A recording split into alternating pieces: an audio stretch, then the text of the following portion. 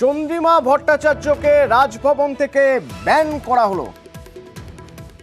রাজভবন থেকে বিবৃতি দিয়ে জানানো হলো চন্দ্রিমা ভট্টাচার্যকে রাজভবন থেকে ব্যান করলেন। শুধু তাই নয়, কলকাতা, ব্যারাকপুর, দার্জিলিং এর রাজভবন থেকে ব্যান করা হয়েছে। চন্দ্রিমা ভট্টাচার্যের কোনো অনুষ্ঠানও বয়কট করবেন রাজ্যপাল সিভি আনন্দ বোস। এবং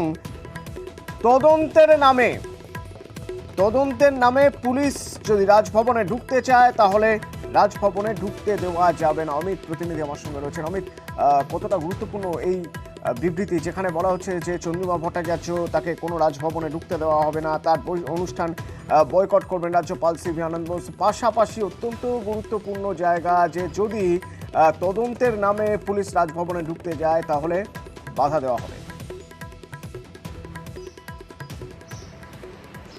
দেখো, এই মহিলা বা নিগৃহীতা তিনি অভিযোগ করার পরই আমরা দেখেছিলাম প্রথমে যে গভর্নর যে বিবৃতি ছিল তাতে কিন্তু স্পষ্ট করে বলা হয়েছিল, তিনি বলেছিলেন তিনি যাবতীয় অভিযোগ তিনি অস্বীকার করছেন এবং তাকে মেলাইন করা হচ্ছে, এমনটা তিনি কিন্তু তার বিবৃতি জানান। তারপরে ঘণ্টাখানেকের মধ্যে আমরা দেখলাম রাজভবন থেকে গভর্নরের হয়ে একটি বিবৃতি আসে। সেখানে চন্দ্রিমা ভট্টাচার্য, যিনি রাজ্যের অর্থমন্ত্রী চার্জে রয়েছেন, তাকে পুরোপুরি রাজভবনে ঢোকার ক্ষেত্রে ব্যান করা হলো বা নিষিদ্ধ করা হলো। সেক্ষেত্রে শুধুমাত্র কলকাতায় নয়, কলকাতার পাশাপাশি ব্যারাকপুর এবং দার্জিলিংয়ে যে রাজভবন আছে সেখানে চন্দ্রিমা ভট্টাচার্যের প্রবেশের ক্ষেত্রে নিষেধাজ্ঞা জারি করলেন রাজ্যপাল।